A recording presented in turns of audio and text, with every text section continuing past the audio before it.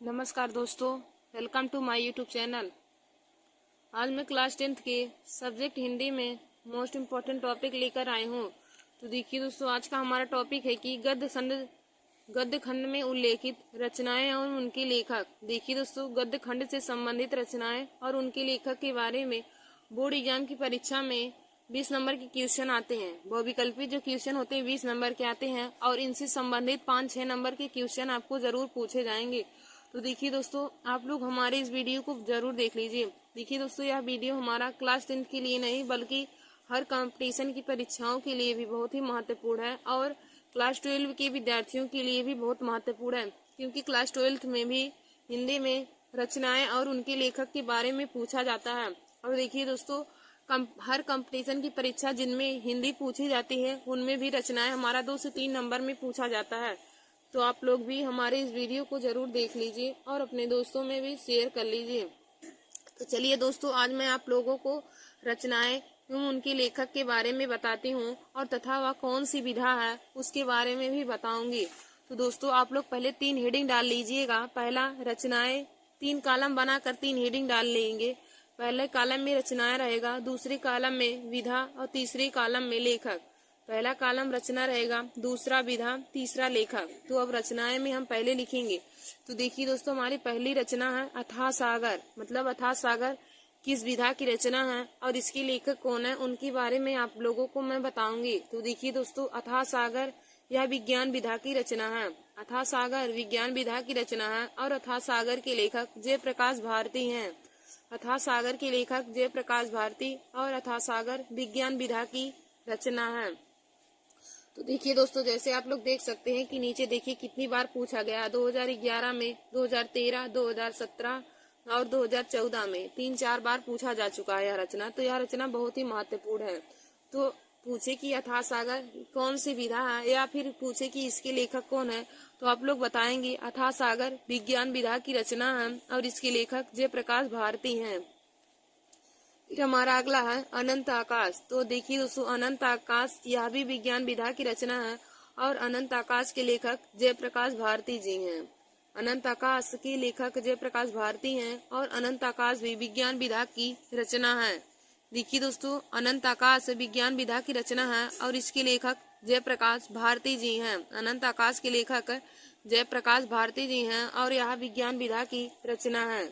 तो अथाह सागर एवं अनंत आकाश दोनों विज्ञान विधा की रचना है और दोनों के लेखक ही जयप्रकाश भारती जी हैं। और देखिए दोस्तों, यह भी बहुत बार ही पूछा गया है अनंत आकाश। तो अथाह सागर एवं अनंत आकाश दोनों विज्ञान विधा की रचना है और दोनों के लेखक जयप्रकाश भारती जी हैं।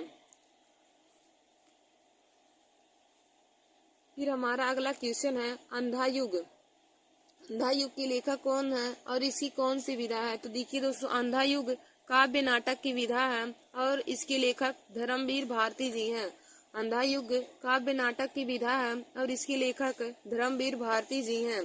फिर हमारा अगला है अजात शत्रु। तो अजात शत्रु देखिए दोस्तों कौन सी विधा है। तो अजात शत्रु नाटक विधा की रचना है और इसके लेखक जयशंकर प्रसाद जी हैं। अजात शत्रु के लेखक जयशंकर प्रसाद जी हैं और अजात शत्रु नाटक विधा की रचना है।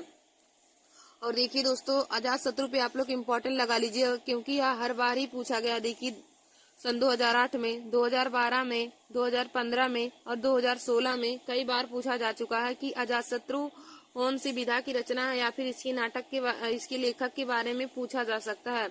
तो अजात शत्रु नाटक विधा की रचना है और इसके लेखक जयशंकर प्रसाद जी हैं। अजात शत्रु के लेखक जयशंकर प्रसाद जी हैं और यह नाटक विधा की रचना है। फिर हमारा देखिए दोस्तों अगला दिया है अतीत के चलचित्र के लेखक कौन है। अतीत के चलचित्र, तो देखिए दोस्तों, अतीत के चलचित्र रेखाचित्र विधा की रचना है और इसके लेखक महादेवी वर्मा जी हैं।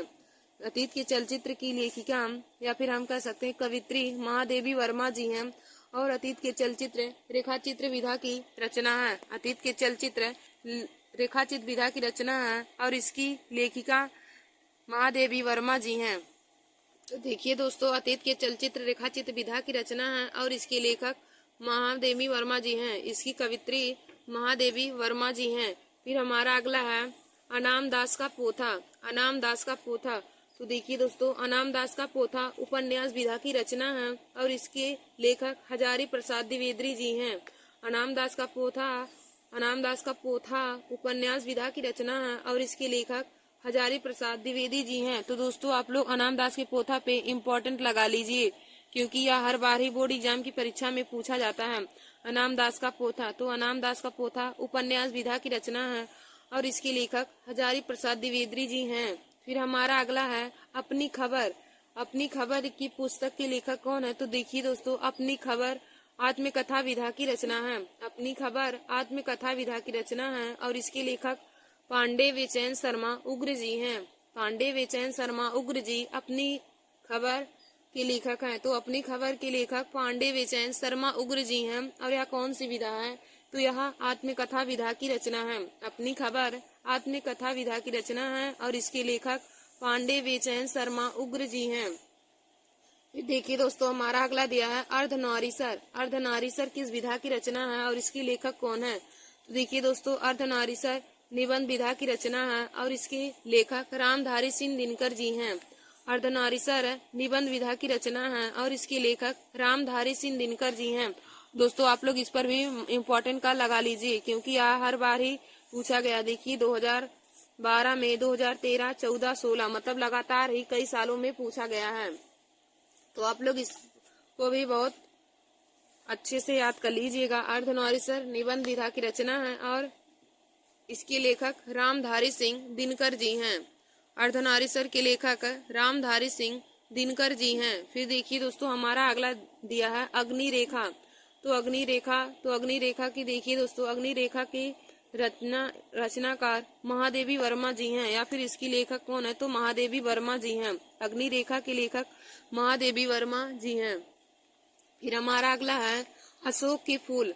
तो अशोक के फूल किस विधा की रचना है? तो देखिए दोस्तों, अशोक के फूल ललित निबंध विधा की रचना है। अशोक के फूल ललित निबंध विधा की रचना है और इसके लेखक हजारी प्रसाद द्विवेदी जी हैं। अशोक के फूल ललित निबंध विधा की रचना है और इसके लेखक हजारी प्रसाद द्विवेदी जी हैं।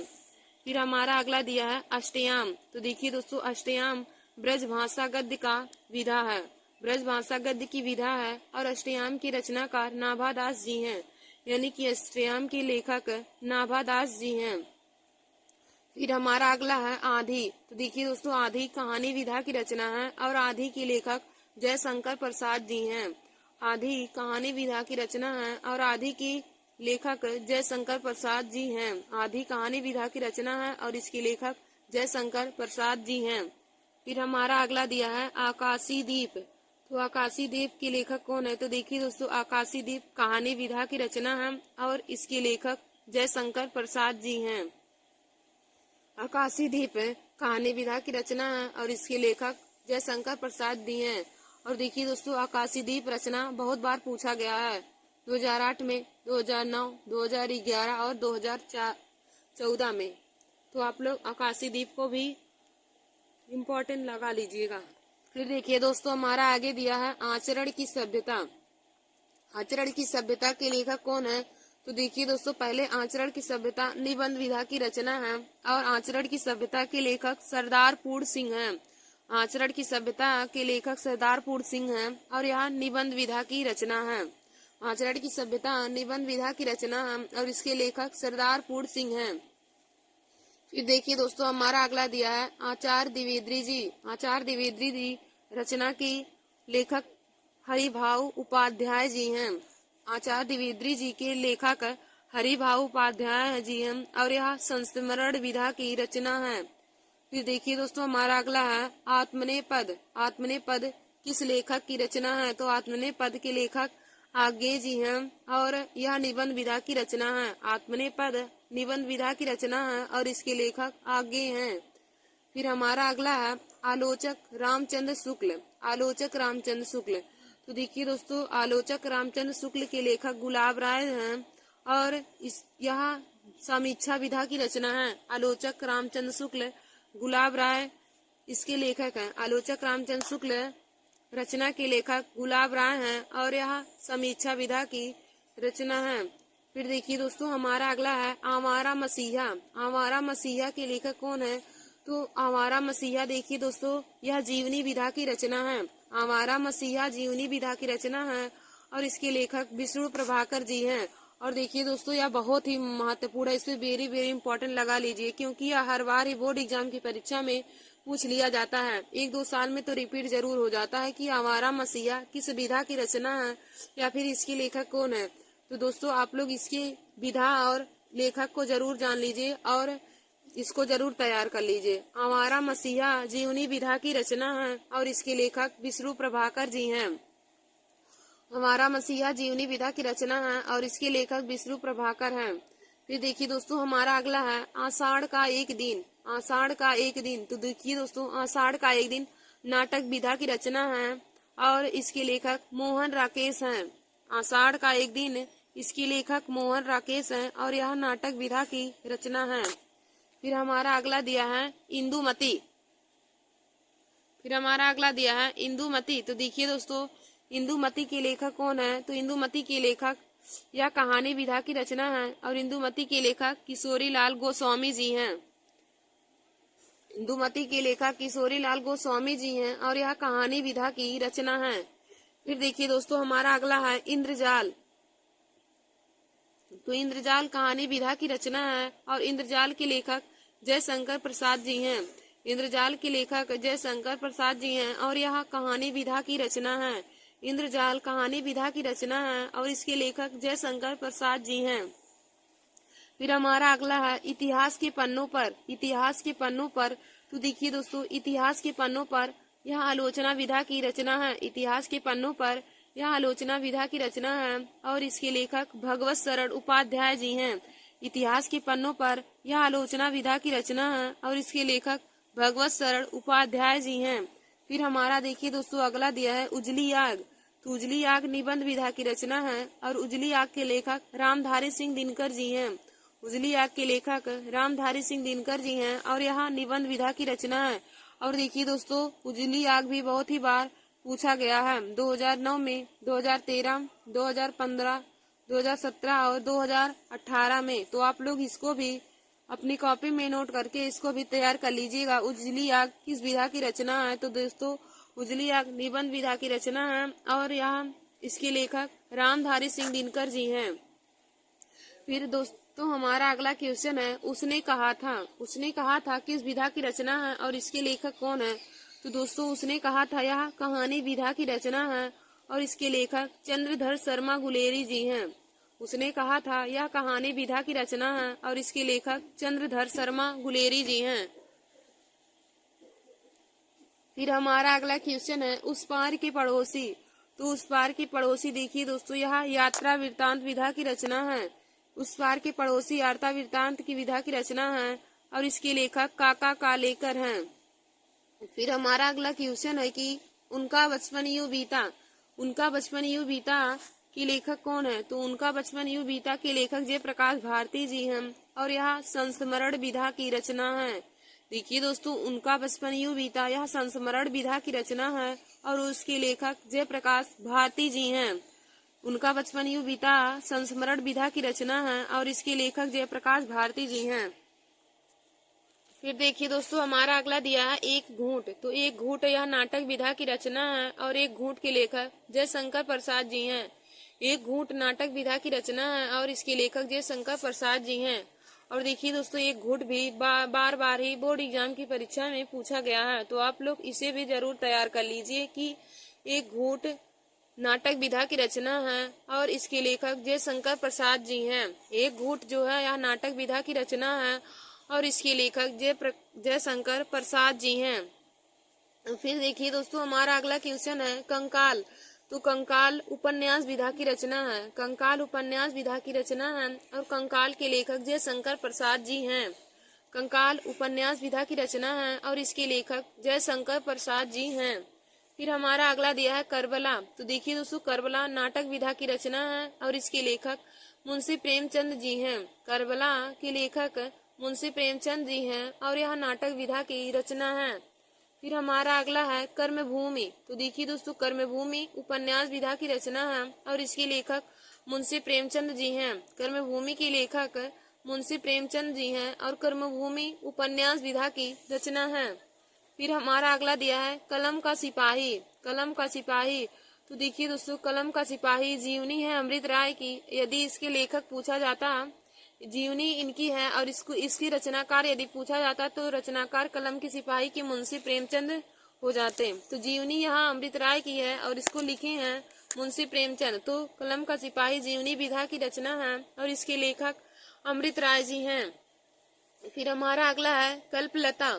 कल्पलता के लेखक कौन है? तो देखिए दोस्तों, कल्पलता निबंध विधा की रचना है। कल्पलता निबंध विधा की रचना है और इसके लेखक हजारी प्रसाद द्विवेदी जी हैं। कल्पलता निबंध विधा की रचना है, इसके लेखक हजारी प्रसाद द्विवेदी जी हैं। फिर हमारा अगला दिया है कविता के नए प्रतिमान। कविता के नए प्रतिमान, तो देखिए दोस्तों, कविता के नए प्रतिमान आलोचना विधा की रचना है और इसके लेखक नामवर सिंह हैं। कविता के नए प्रतिमान आलोचना विधा की रचना है, इसके लेखक नामवर सिंह हैं। फिर हमारा अगला है कहानी अनकहानी। कहानी अनकहानी की किस विधा की रचना है और इसके लेखक कौन है? तो देखिए दोस्तों, कहानी अनकहानी निबंध विधा की रचना है और इसके रचनाकार धर्मवीर भारती जी हैं। कहानी अनकहानी निबंध विधा की रचना है और इसके लेखक धर्मवीर भारती जी हैं। फिर हमारा अगला है कामायनी। तो देखिए दोस्तों, कामायनी एक महाकाव्य है। कामायनी एक महाकाव्य है जिसके रचनाकार या जिसके लेखक जयशंकर प्रसाद जी हैं। कामायनी के लेखक जयशंकर प्रसाद जी हैं और कामायनी एक महाकाव्य विधा की रचना है। फिर हमारा अगला क्वेश्चन है कि कुछ बिखरे पन्ने। कुछ बिखरे पन्ने, तो देखिए दोस्तों, कुछ बिखरे पन्ने निबंध विधा की रचना है और कुछ बिखरे पन्ने के लेखक पदुमलाल पुन्नालाल बख्शी जी हैं। कुछ बिखरे पन्ने के लेखक पदुमलाल पुन्नालाल बख्शी जी हैं और यह निबंध विधा की रचना है। फिर हमारा अगला है कुटज। तो कुटज देखिए दोस्तों, ललित निबंध विधा की रचना है। कुटज ललित निबंध विधा की रचना है और इसके लेखक हजारी प्रसाद द्विवेदी जी हैं। कुटज के लेखक हजारी प्रसाद द्विवेदी जी हैं और यह ललित निबंध विधा की रचना है। फिर हमारा अगला है कुल्ली भाट। तो कुल्ली भाट व्यंग्य विधा की रचना है और इसके लेखक सूर्यकांत त्रिपाठी निराला जी हैं। कुल्ली भाट यह व्यंग्य विधा की रचना है और इसके लेखक सूर्यकांत त्रिपाठी निराला जी हैं। फिर देखिए दोस्तों, हमारा अगला है कि क्या भूलूं क्या याद करूं। क्या भूलूं क्या याद करूं, तो देखिए दोस्तों, क्या भूलूं क्या याद करूं आत्मकथा विधा की रचना है और इसके लेखक हरिवंश राय बच्चन जी हैं। क्या भूलूं क्या याद करूं आत्मकथा विधा की रचना है और इसकी रचनाकार या इसके लेखक हरिवंश राय बच्चन जी हैं। और देखिए दोस्तों, यह भी बार बार ही बोर्ड एग्जाम की परीक्षा में पूछा गया है, क्या भूलूं क्या याद करूं। तो देखिए दोस्तों, क्या भूलूं क्या याद करूं आत्मकथा विधा की रचना है और इसकी लेखक हरिवंश राय बच्चन जी हैं। फिर देखिए दोस्तों, हमारा अगला क्वेश्चन है क्या भूलूं। तो देखिए दोस्तों, क्या भूलूं निबंध विधा की रचना है और क्या भूलूं के लेखक हैं पदुमलाल पुन्नालाल बख्शी जी। पदुमलाल पुन्नालाल बख्शी क्या भूलूं के लेखक हैं और यह निबंध विधा की रचना है। फिर हमारा अगला है खून की छींटे। तो खून की छींटे लेख संग्रह विधा की रचना है। खून की छींटे लेख संग्रह विधा की रचना है और खून की छींटे के लेखक भगवत शरण उपाध्याय जी हैं। खून की छींटे के लेखक भगवत शरण उपाध्याय जी हैं और यह लेख संग्रह विधा की रचना है। तो देखिए दोस्तों, यह भी बहुत बार ही बोर्ड एग्जाम की परीक्षा में पूछा गया है। 2008 में, 2009, 2011, 2013, 2014, 2016 और 2017 में, यानी कि बार बार ही यह रचना पूछी गई है। खून की छींटे के लेखक कौन है? तो दोस्तों, खून की छींटे के लेखक भगवत शरण उपाध्याय जी हैं और यह लेख संग्रह विधा की रचना है।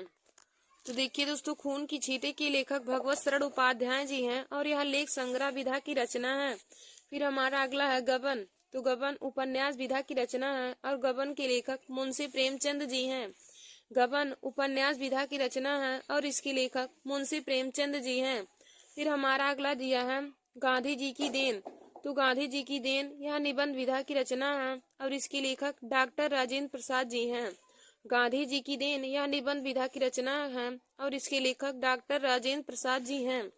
फिर हमारा अगला दिया है गांव सुखी हम सुखी किस विधा की रचना है और इसके लेखक कौन है।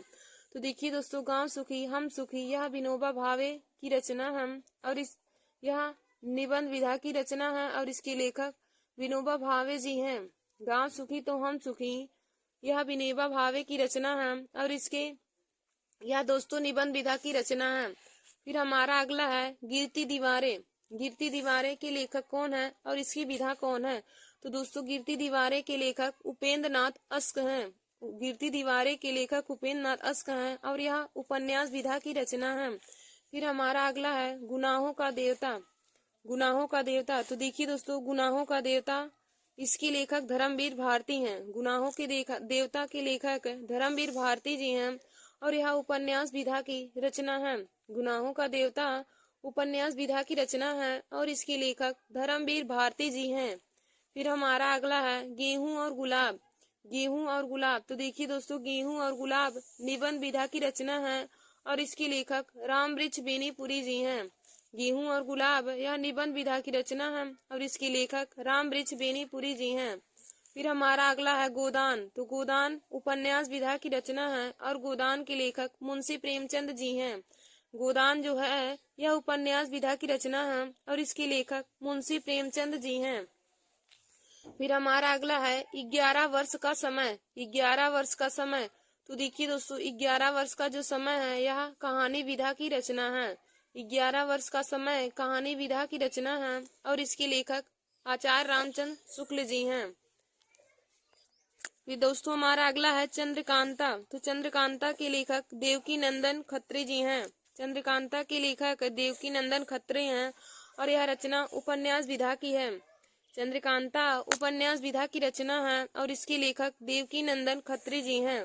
फिर हमारा अगला है चंद्रगुप्त। तो देखिए दोस्तों चंद्रगुप्त यह नाटक विधा की रचना है। चंद्रगुप्त नाटक विधा की रचना है और इसके लेखक जयशंकर प्रसाद जी हैं। चंद्रगुप्त नाटक विधा की रचना है और इसके लेखक जयशंकर प्रसाद जी हैं। और देखिए दोस्तों चंद्रगुप्त रचना बहुत बार ही बोर्ड एग्जाम की परीक्षा में पूछा गया है। फिर हमारा अगला है चतुर चंचला। तो चतुर चंचला के लेखक गोपाल राम गहमरी हैं। चतुर चंचला के लेखक गोपाल राम गहमरी हैं। फिर हमारा अगला है चलो चांद पर चले। तो देखिए दोस्तों चलो चांद पर चले यह विज्ञान विधा की रचना है और इसके लेखक जयप्रकाश भारती जी हैं। चलो चांद पर चले यह विज्ञान विधा की रचना है और इसके लेखक जयप्रकाश भारती जी हैं। फिर हमारा अगला है चिंतामणि। तो देखिए दोस्तों चिंतामणि निबंध विधा की रचना है और इसके लेखक रामचंद्र शुक्ल जी हैं। चिंतामणि निबंध विधा की रचना है और इसके लेखक आचार्य रामचंद्र शुक्ल हैं। तो देखिए दोस्तों चिंतामणि रचना भी बहुत बार ही बोर्ड एग्जाम की परीक्षा में पूछा गया है। चिंतामणि निबंध विधा की रचना है और इसके लेखक आचार्य रामचंद्र शुक्ल जी हैं। फिर हमारा अगला है चिता के फूल। तो चिता के फूल देखिए दोस्तों कहानी विधा की रचना है और इसके लेखक रामवृक्ष बेनीपुरी जी हैं। चिता के फूल कहानी विधा की रचना है और इसके लेखक रामवृक्ष बेनीपुरी जी हैं। फिर हमारा अगला है चित्रलेखा। तो दोस्तों चित्रलेखा उपन्यास विधा की रचना है और चित्रलेखा के लेखक भगवत चरण वर्मा जी हैं। चित्रलेखा के लेखक भगवत चरण वर्मा जी हैं और यह उपन्यास विधा की रचना है। फिर हमारा अगला है जंजीरें और दीवारें। जंजीरें और दीवारें, तो देखिए दोस्तों जंजीरें और दीवारें संस्मरण विधा की रचना है और इसके लेखक आचार्य रामवृक्ष बेनीपुरी जी हैं। जंजीर और दीवारें संस्मरण विधा की रचना है और इसके लेखक रामवृक्ष बेनीपुरी जी हैं।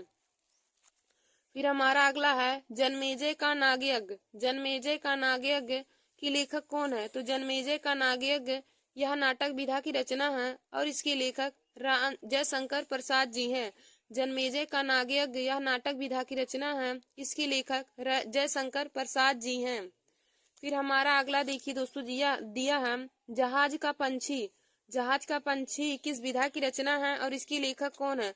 तो जहाज का पंछी उपन्यास विधा की रचना है और इसके लेखक इलाचंद्र जोशी जी हैं। जहाज का पंछी उपन्यास विधा की रचना है और इसके लेखक इलाचंद्र जोशी हैं। फिर हमारा अगला है झलमला।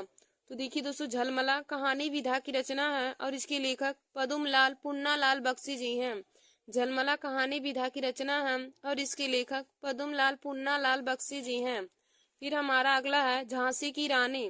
तो देखिए दोस्तों झांसी की रानी उपन्यास विधा की रचना है और इसके लेखक वृंदावन लाल वर्मा जी हैं। झांसी की रानी उपन्यास विधा की रचना है और इसके लेखक वृंदावन लाल वर्मा जी हैं। फिर हमारा अगला दिया है ठलुआ कल्ब। तो देखिए दोस्तों, ठलुआ कल्ब निबंध विधा की रचना है और इसके लेखक गुलाब राय जी हैं। ठलुआ कल्ब निबंध विधा की रचना है और इसके लेखक गुलाब राय जी हैं। फिर हमारा अगला है ठूठा आम। तो ठूठा आम निबंध विधा की रचना है और ठूठा आम के लेखक भगवत शरण उपाध्याय जी हैं। ठूठा आम निबंध विधा की रचना है और इसके लेखक भगवत शरण उपाध्याय जी हैं। फिर देखिए दोस्तों, हमारा अगला दिया है ठेले पर हिमालय। तो ठेले पर हिमालय यह निबंध विधा की रचना है और इसके लेखक धर्मवीर भारती जी हैं। ठेले पर हिमालय यह निबंध विधा की रचना है, इसके लेखक धर्मवीर भारती जी हैं। फिर हमारा अगला दिया है तितली। तो तितली उपन्यास विधा की रचना है और तितली के लेखक जयशंकर प्रसाद जी हैं। फिर हमारा आगे है कि तीर्थ सलिल। तो तीर्थ सलिल जीवनी विधा की रचना है और इसके लेखक सत्येंद्र नाथ दत्त जी हैं। तीर्थ सलिल जीवनी विधा की रचना है और इसके लेखक सत्येंद्र नाथ दत्त जी हैं। और देखिए दोस्तों, तीर्थ सलिल रचना भी बहुत बार ही बोर्ड एग्जाम की परीक्षा में पूछा गया है। फिर हमारा अगला है त्याग पत्र। तो देखिए दोस्तों, त्याग पत्र के लेखक कौन है और यह किस विधा की रचना है। तो त्याग पत्र उपन्यास विधा की रचना है और इसके लेखक जैनेन्द्र कुमार हैं। त्यागपत्र उपन्यास विधा की रचना है और इसके लेखक जैनेन्द्र कुमार हैं। फिर हमारा अगला है तुम चंदन हम पानी। तुम चंदन हम पानी यह किस विधा की रचना है और इसके लेखक कौन है। तो तुम चंदन हम पानी निबंध विधा की रचना है और इसके लेखक डॉक्टर विद्यानिवास मिश्र जी हैं। तुम चंदन हम पानी यह निबंध विधा की रचना है और इसके लेखक डॉक्टर विद्यानिवास मिश्र जी हैं। फिर हमारा अगला है त्रिवेणी। तो देखिए दोस्तों, त्रिवेणी आलोचना विधा की रचना है और इसके लेखक आचार्य रामचंद्र शुक्ल जी हैं। त्रिवेणी आलोचना विधा की रचना है और इसके लेखक रामचंद्र शुक्ल जी हैं। फिर हमारा अगला है दुनिया रंग बिरंगी। तो दुनिया रंग बिरंगी के लेखक जयप्रकाश भारती जी हैं। दुनिया रंग बिरंगी के लेखक जयप्रकाश भारती जी हैं। फिर हमारा अगला दिया है कि ध्रुव स्वामिनी। तो देखिए दोस्तों, ध्रुव स्वामिनी नाटक विधा की रचना है और इसके लेखक जयशंकर प्रसाद जी हैं और यह भी बोर्ड एग्जाम की परीक्षा में बहुत बार पूछा जा चुका है। ध्रुव स्वामिनी। तो देखिए दोस्तों, ध्रुव स्वामिनी नाटक विधा की रचना है और इसके लेखक जयशंकर प्रसाद जी हैं। फिर हमारा अगला है नवरस। तो नवरस के लेखक गुलाब राय जी हैं और यह आलोचना विधा की रचना है। नवरस आलोचना विधा की रचना है, इसके लेखक गुलाब राय जी हैं। फिर हमारा अगला है नहुस। तो देखिए दोस्तों, नहुस नाटक विधा की रचना है और इसके लेखक गोपाल चंद्र गिरधर दास हैं। नहुस के लेखक गोपाल चंद्र गिरधर दास हैं और यह नाटक विधा की रचना है। फिर हमारा अगला है नासिकेतोपाख्यान। नासिकेतोपाख्यान यह देखिए दोस्तों आख्यान विधा की रचना है और नासिकेतोपाख्यान के लेखक सदल मिश्र हैं। तो यह रचना बहुत ही महत्वपूर्ण है, हर बार ही बोर्ड एग्जाम की परीक्षा में पूछा जाता है। नासिकेतोपाख्यान की रचना के लेखक कौन है। तो नासिकेतोपाख्यान के लेखक सदल मिश्र जी हैं। फिर हमारा अगला है नीड़ का निर्माण फिर। नीड़ का निर्माण फिर। तो देखिए दोस्तों, नीड़ का निर्माण फिर यह आत्मकथा विधा की रचना है और इसके लेखक हरिवंश राय बच्चन जी हैं। नीड़ का निर्माण फिर यह आत्मकथा की विधा की रचना है और इसके लेखक हरिवंश राय बच्चन जी हैं। फिर हमारा अगला है निर्मला। तो देखिए दोस्तों, निर्मला उपन्यास विधा की रचना है और निर्मला के लेखक मुंशी प्रेमचंद जी हैं। फिर हमारा अगला है नदी प्यासी थी। तो देखिए दोस्तों, नदी प्यासी थी यह नाटक विधा की रचना है, इसके लेखक डॉक्टर धर्मवीर भारती जी हैं। नदी प्यासी थी यह नाटक विधा की रचना है और इसके लेखक डॉक्टर धर्मवीर भारती जी हैं। फिर हमारा अगला है पंचांग दर्शन। तो पंचांग दर्शन के लेखक कौन है। तो देखिए दोस्तों, पंचांग दर्शन ज्योतिष विधा की रचना है और इसके लेखक मथुरा नाथ शुक्ल जी हैं। फिर हमारा अगला है पतितों के देश में। तो देखिए दोस्तों, पतितों के देश में यह उपन्यास विधा की रचना है और इसके लेखक राम वृक्ष बेनीपुरी जी हैं। पतितों के देश में उपन्यास विधा की रचना है और इसके लेखक राम वृक्ष बेनीपुरी जी हैं। फिर हमारा अगला है कि पथ के साथी। तो पथ के साथी रेखा चित्र विधा की रचना है और इसकी लेखिका महादेवी वर्मा जी हैं। फिर हमारा अगला है परशुराम की प्रतीक्षा। तो देखिए दोस्तों, परशुराम की प्रतीक्षा यह काव्य विधा की रचना है और इसके लेखक रामधारी सिंह दिनकर जी हैं। धन्यवाद दोस्तों। आज मैंने क्लास 10, क्लास 12 और हर कंपटीशन की परीक्षा के लिए जिनमें हिंदी पूछे जाते हैं उनके लिए बहुत ही महत्वपूर्ण टॉपिक लेकर आए थे। तो आज का हमारा यह टॉपिक था कि गद्य खंड में प्रमुख लेखक और उनकी रचनाएं, प्रमुख रचनाएं और उनके लेखक के नाम। तो आप लोग हमारे इस वीडियो को जरूर देख लीजिए और अपने दोस्तों में भी शेयर कर लीजिए। धन्यवाद दोस्तों।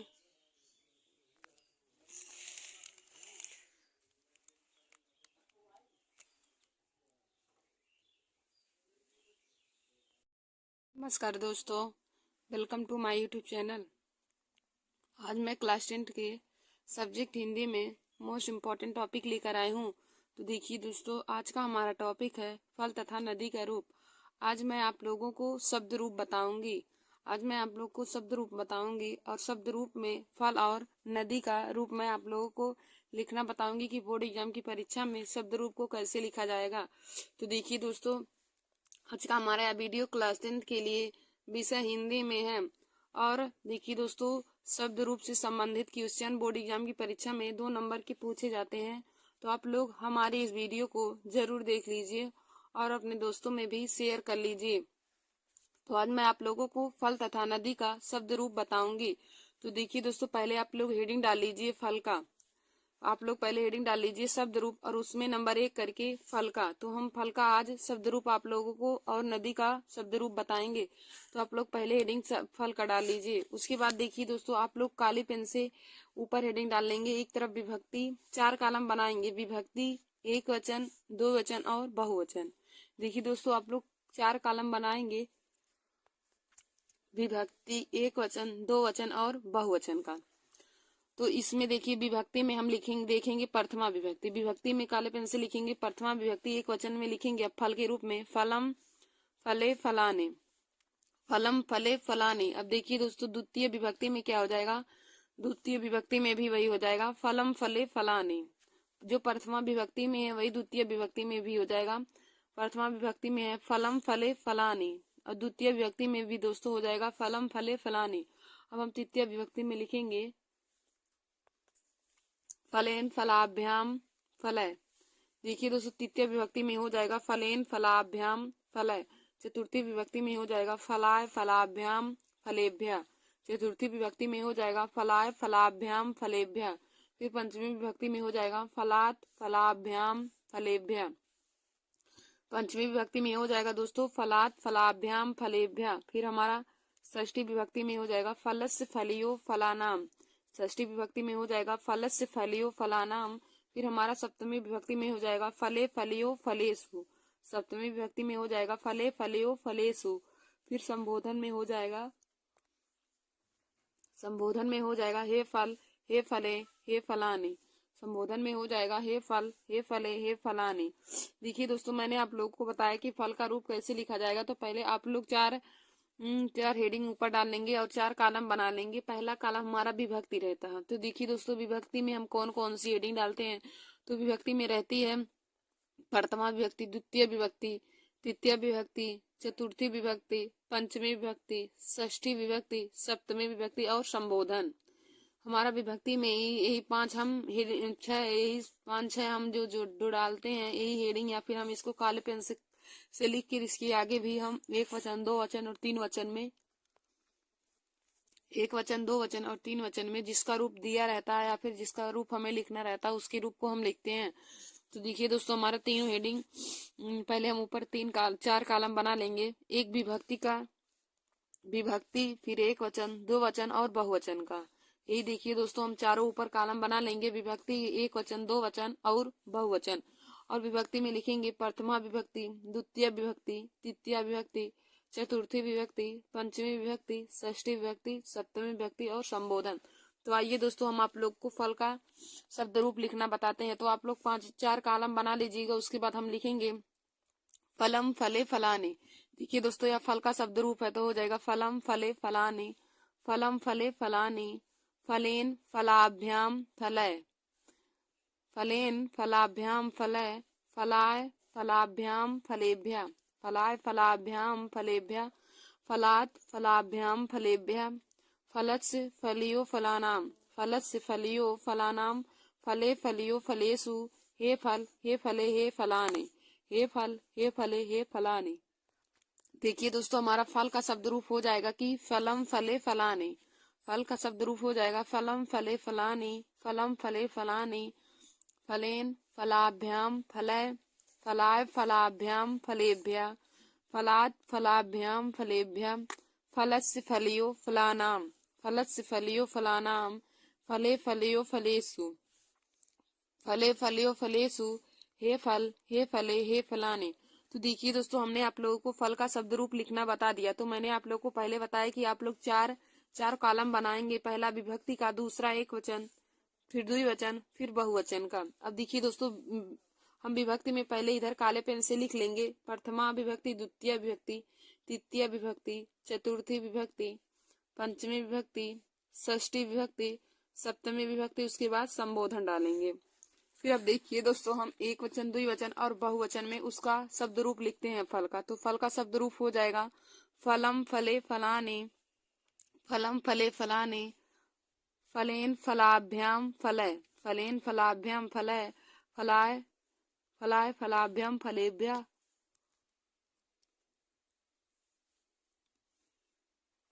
फलात् फलाभ्याम फलेभ्यः, फलस्य फलियो फलानाम, फले फलियो फलेषु, फले फलियो फलेषु, हे फल हे फले हे फलानि।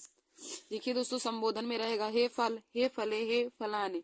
तो यही फल का शब्द रूप होता है। तो दोस्तों, आगे हम आप लोगों को नदी का शब्द रूप बताते हैं।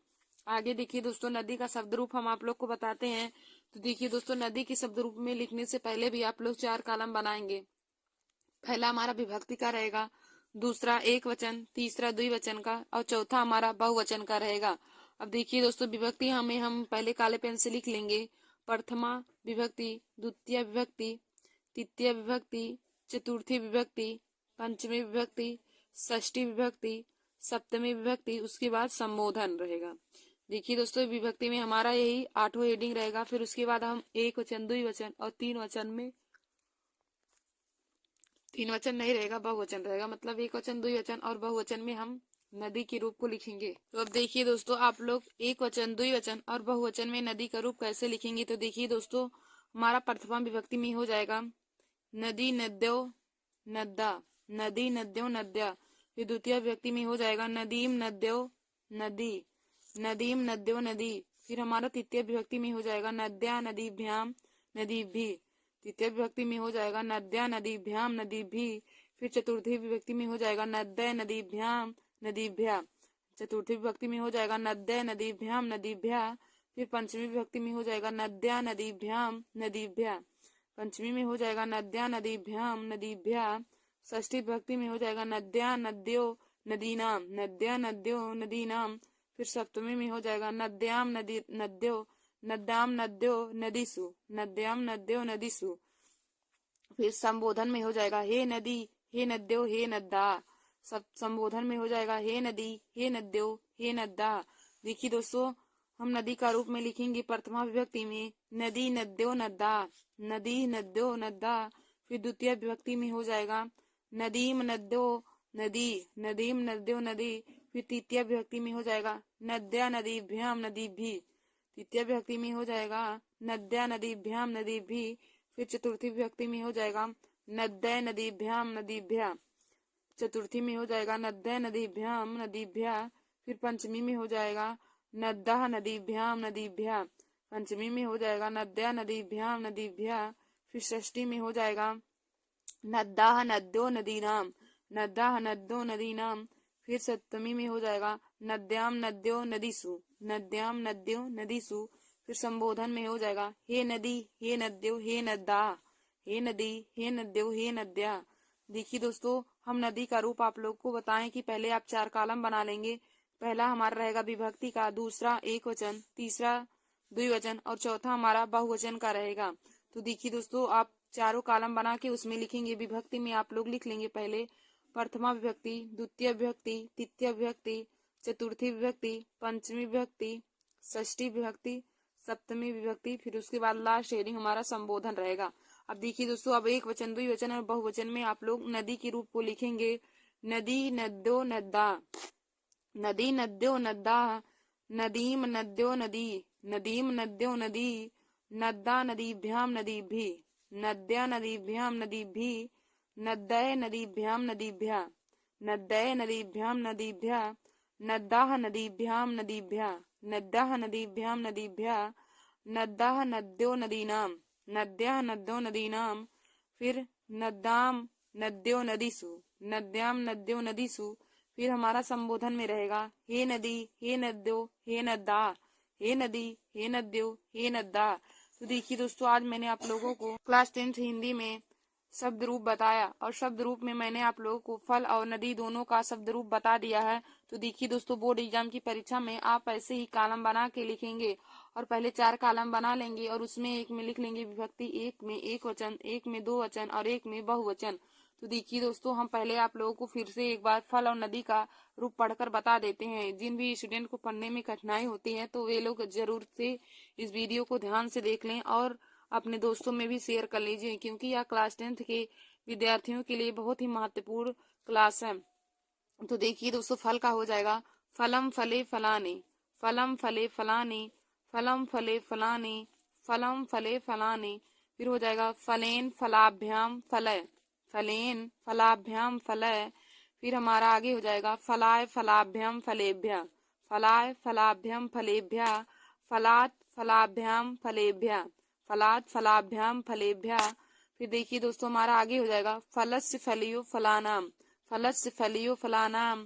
फिर हो जाएगा फले फलियो फलेसु, फले फलियो फलेसु, हे फल हे फले हे फलाने।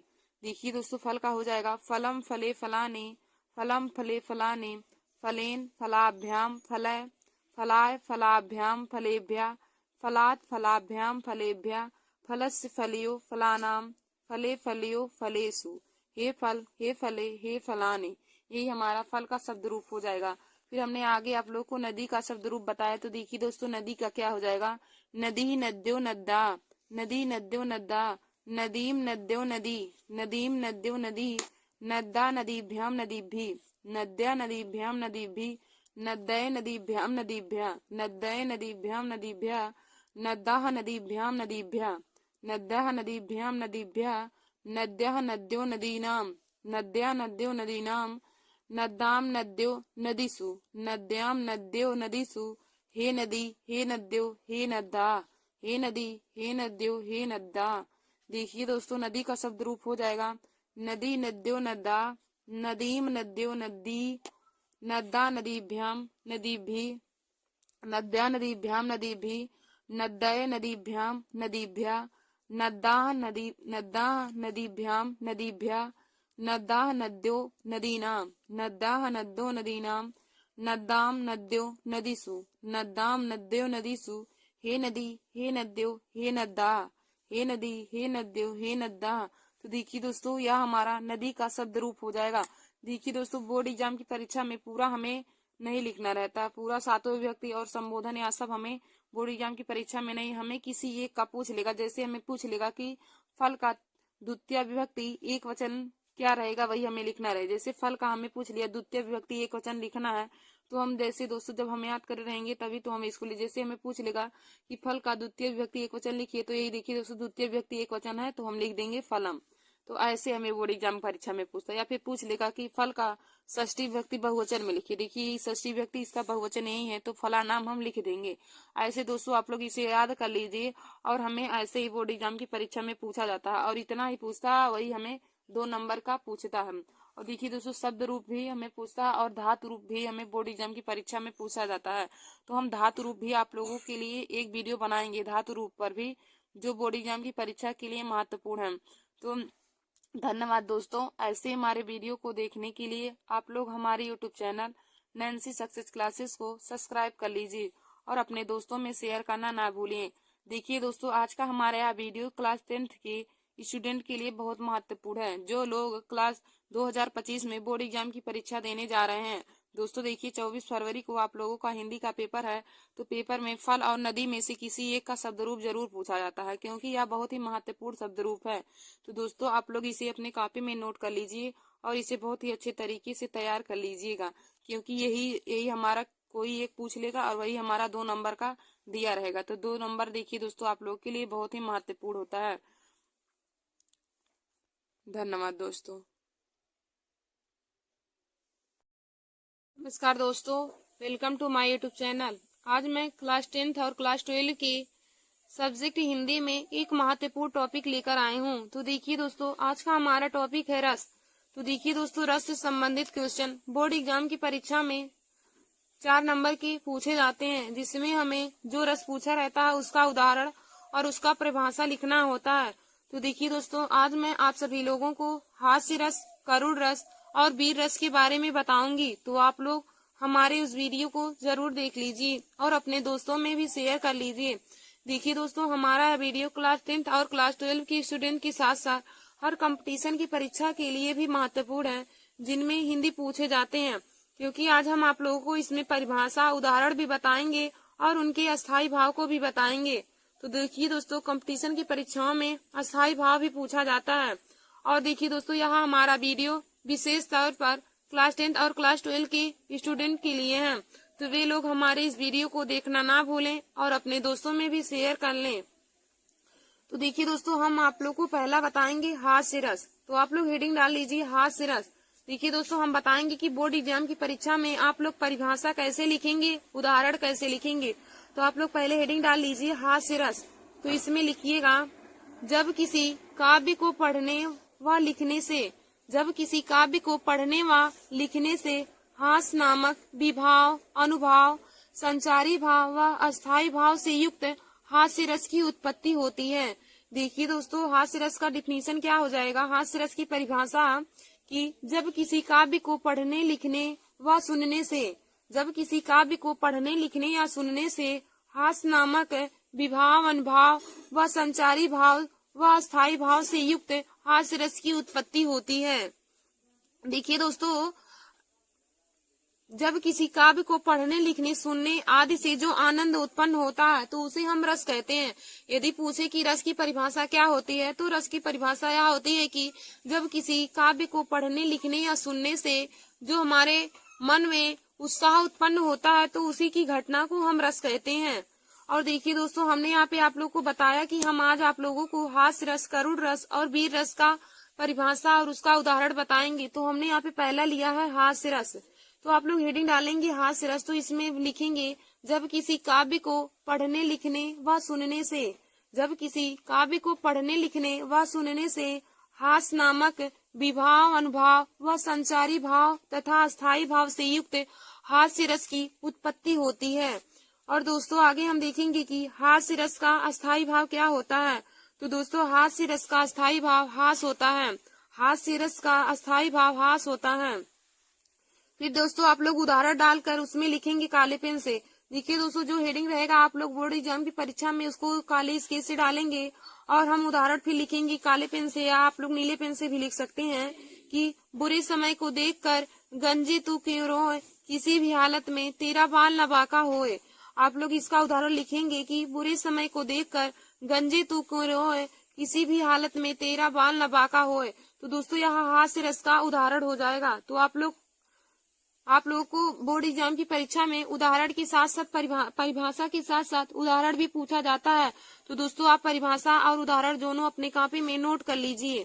फिर हम आगे देखेंगे, हमारा दूसरा है करुण रस। तो देखिए दोस्तों, करुण रस किसे कहेंगे। तो इसमें आप लोग लिखिए, जब किसी काव्य को पढ़ने, लिखने व सुनने से, जब किसी काव्य को पढ़ने, लिखने व सुनने से शोक नामक विभाव, अनुभाव, संचारी भाव तथा अस्थायी भाव से युक्त करुण रस की उत्पत्ति होती है। जब किसी काव्य को पढ़ने, लिखने व सुनने से शोक नामक विभाव, अनुभाव व संचारी भाव से युक्त करुण रस की उत्पत्ति होती है, तो हम इस प्रकार के रस को करुण रस कहते हैं। देखिए दोस्तों, हम कह सकते हैं कि जब किसी काव्य को पढ़ने, लिखने या सुनने से शोक नामक विभाव, अनुभाव, अस्थायी भाव व संचारी भाव उत्पन्न होता है, तो हम इस प्रकार के रस को करुण रस कहते हैं। फिर हम आगे देखेंगे करुण रस का अस्थायी भाव क्या होता है। तो देखिए दोस्तों, करुण रस का अस्थायी भाव होता है शोक। करुण रस का अस्थायी भाव शोक होता है। फिर आप लोग हेडिंग डालिए उदाहरण। तो इसमें लिखेंगे उदाहरण में, मणि खोए भुजंग सी जननी, मणि खोए भुजंग सी जननी, फंसा पटक रही थी शीश, अंधी आज बनाकर मुझको किया न्याय तुमने जगदीश। देखिए दोस्तों, करुण रस का उदाहरण हो जाएगा कि मणि खोए भुजंग सी जननी, फंसा पटक रही थी शीश, अंधी आज बनाकर मुझको किया न्याय तुमने जगदीश। तो यह हमारा करुण रस का उदाहरण हो जाएगा। तो देखिए दोस्तों, इसमें शोक की भावना व्यक्त की गई है। उपयुक्त उदाहरण में शोक की भावना व्यक्त की गई है, तो हम कह सकते हैं कि यह करुण रस का उदाहरण है। यदि आपको बोर्ड एग्जाम की परीक्षा में पूछे कि आप इसका स्पष्टीकरण करिए, तो आप लोग लिख सकते हैं कि इसमें शोक की भावना व्यक्त की गई है। उपयुक्त उदाहरण में शोक की भावना व्यक्त की गई है, इसीलिए हम कह सकते हैं कि यह करुण रस का उदाहरण है। तो दोस्तों, करुण रस का उदाहरण क्या हो जाएगा? मणि खोए भुजंग सी जननी, फंसा पटक रही थी शीश, अंधी आज बनाकर मुझको किया न्याय तुमने जगदीश। यह हमारा करुण रस का उदाहरण हो जाएगा। तो देखिए दोस्तों, करुण रस का परिभाषा क्या हो जाएगा कि जब किसी काव्य को पढ़ने लिखने व सुनने से शोक नामक विभाव, अनुभाव, संचारी भाव तथा अस्थायी भाव से युक्त करुण रस की उत्पत्ति होती है।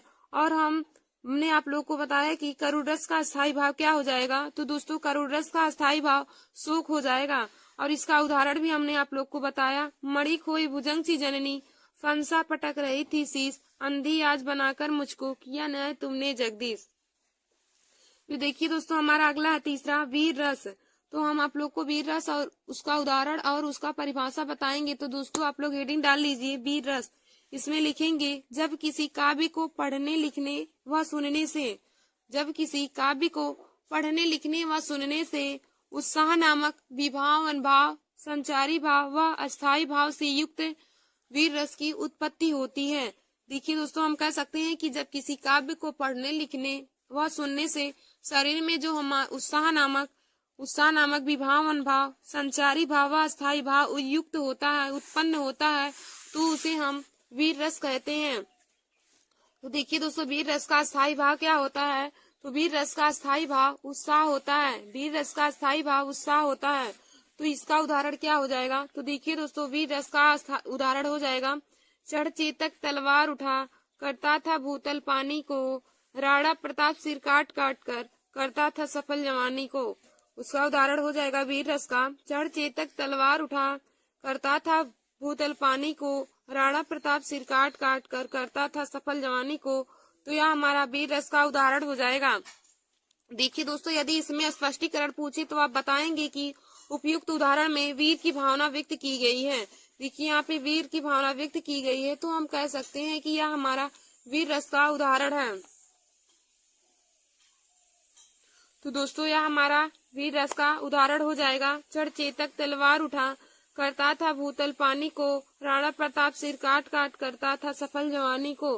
तो दोस्तों, हमने आज आप लोगों को हास्य रस, करुण रस और वीर रस का परिभाषा और उसका उदाहरण भी बता दिया है। तो दोस्तों, आप लोग इसे अपने कॉपी में नोट कर लीजिए, क्योंकि यह बोर्ड एग्जाम परीक्षा के लिए बहुत ही महत्वपूर्ण है। आप लोगों को 24 फरवरी का जो पेपर है, उसमें इन्हीं तीनों रस में से कोई दो रस आपको जरूर पूछेगा और उसमें बोल देगा कि आप उदाहरण और परिभाषा लिखिए। तो दोस्तों, दो देगा, उसमें अथवा करके देगा, किसी एक का आप लोगों को उदाहरण और उसका परिभाषा लिखना होगा। तो दोस्तों, आप इन तीनों को अपने कॉपी में जरूर लिख लीजिए। तो हमने आप लोगों को हास्य रस, वीर रस और करुण रस बताया। तो दोस्तों, हास्य रस का हमारा उदाहरण क्या है कि बुरे समय को देखकर गंजे तू क्यों रोए, किसी भी हालत में तेरा बाल न बाका होए। बुरे समय को देखकर गंजे तू क्यों रोए, किसी भी हालत में तेरा बाल न बाका होए। तो यह हमारा हास्य रस का उदाहरण हो जाएगा। फिर हमने आप लोग को बताया करुण रस। तो करुण रस का उदाहरण क्या हो जाएगा? मणि खोए भुजंग सी जननी, फंसा पटक रही थी शीश, अंधी आज बनाकर मुझको किया न्याय तुमने जगदीश। मणि खोए भुजंग सी जननी, फंसा पटक रही थी शीश, अंधी आज बनाकर मुझको किया न्याय तुमने जगदीश। तो देखिए दोस्तों, उपयुक्त उदाहरण में हमारा शोक की या कष्ट की भावना इसमें व्यक्त की गई है, तो हम कह सकते हैं कि यह हमारा करुण रस का उदाहरण है। फिर हमने आगे आप लोग को वीर रस बताया था।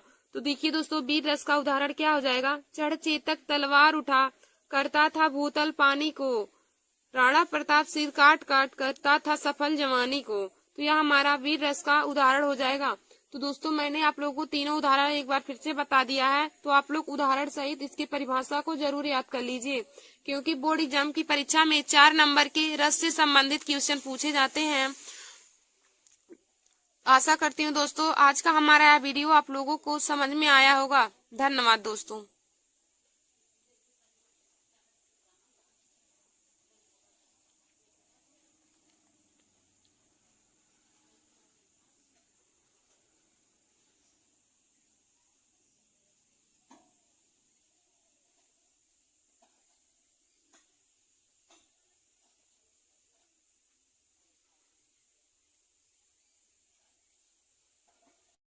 नमस्कार दोस्तों, welcome to my YouTube channel. आज मैं क्लास 12 के सब्जेक्ट हिंदी में मोस्ट इम्पोर्टेंट टॉपिक लेकर आई हूँ। तो देखिए दोस्तों आज का हमारा टॉपिक है पत्र लेखन। आज हम आप सभी लोगों को पत्र लिखना बताएंगे कि बोर्ड एग्जाम की परीक्षा में पत्र कैसे लिखा जाता है। तो देखिए दोस्तों हमने एक और वीडियो पत्र लेखन पर बनाया था, जिसमें हमने किसी बैंक की शाखा प्रबंधक को कोई व्यवसाय शुरू करने हेतु ऋण प्राप्ति के लिए आवेदन पत्र आप लोगों को लिखना बताया था कि आप आवेदन पत्र किसी बैंक की शाखा को ऋण प्राप्ति के लिए कैसे लिखेंगे। तो दोस्तों आज हम आप लोगों को अपने नगर की सफाई हेतु नगर पालिका को एक पत्र लिखना बताएंगे। तो दोस्तों देखिए बोर्ड एग्जाम की परीक्षा में 3 टॉपिक पर हर बार ही पत्र पूछे जाते हैं। उसमें बोर्ड एग्जाम की परीक्षा में दो पत्र लेखन आता है और उसमें से आपको कोई एक लिखना रहता है। तो देखिए दोस्तों यही तीन ही पत्र हैं जिनमें से 2 आते हैं, तो आप लोग इन्हें जरूर तैयार कर लीजिएगा। तो हमने बैंक की शाखा प्रबंधक को ऋण प्राप्ति के लिए आवेदन पत्र लिखवाया है। तो जिन भी स्टूडेंट को पता नहीं है वे लोग जाके हमारे चैनल पर पत्र लेखन को लिख ले। और आज हम आप लोगों को अपने नगर की सफाई हेतु नगर पालिका पर पत्र लिखना बताएंगे। तो दोस्तों आप लोग हमारे इस वीडियो को जरूर देख लीजिए। देखिए दोस्तों 24 फरवरी के पेपर में यह पत्र लेखन जरूर पूछा जाएगा, तो आप लोग इसे जरूर देखकर अपने कॉपी में नोट कर लीजिए। तो हम लिखेंगे, इसमें पहले हेडिंग डालेंगे, पहले काले पेन से लिखेंगे सेवा में, उसके बाद कामा लगाएंगे, सेवा में लिखेंगे, फिर कामा लिख के लिखेंगे स्वास्थ्य अधिकारी। सेवा में स्वास्थ्य अधिकारी नगर निगम प्रयागराज उत्तर प्रदेश। देखिए दोस्तों लिखेंगे हम पहले सेवा में स्वास्थ्य अधिकारी नगर निगम प्रयागराज उत्तर प्रदेश। फिर हम यहाँ पे अब हेडिंग डालेंगे विषय। तो यहाँ पे आप लोग काले स्केच से हेडिंग डाल लीजिएगा विषय, फिर इसमें लिखेंगे मतलब किस विषय पर हमें निबंध पत्र लिखना है। तो दोस्तों हमें यहाँ पे नगर की सफाई है तो नगर पालिका को एक पत्र लिखना है, तो हम विषय में लिखेंगे मोहल्ले की सफाई हेतु नगर पालिका को एक पत्र। फिर देखिए दोस्तों हम विषय में लिखेंगे कि मोहल्ले की सफाई हेतु नगर पालिका को एक पत्र। फिर उसके बाद अब यहाँ पे लिखेंगे श्रीमान, या फिर हम कह सकते हैं महोदय। यहाँ पे लिख के फिर कामा डाल के हम अब नीली पेन से इसमें लिखेंगे मैं इस पत्र के माध्यम से प्रयागराज नगर निगम के स्वास्थ्य अधिकारी का ध्यान अपने मोहल्ले की गंदगी की ओर खींचना चाहता हूँ या खींचना चाहती हूँ। मैं इस पत्र के माध्यम से प्रयागराज नगर निगम के स्वास्थ्य अधिकारी का ध्यान अपने मोहल्ले की गंदगी की ओर खींचना चाहता या चाहती हूँ। आपको यह जानकर आश्चर्य होगा कि हमारे क्षेत्र में कई दिनों से कोई सफाई कर्मचारी नहीं आ रहे हैं। देखिए दोस्तों हमारा आगे हो जाएगा कि आपको यह जानकर आश्चर्य होगा कि हमारे क्षेत्र में कई दिनों से कोई सफाई कर्मचारी नहीं आ रहे हैं, जिसके कारण जगह जगह पर गंदगी कूड़ा करकट का ढेर लग गया है या फिर ढेर लगा हुआ है। सड़कों नालियों की सफाई न होने के कारण मच्छरों का प्रकोप इस हद तक बढ़ गया है कि दिन का चैन और रात की नींद हराम हो गई है।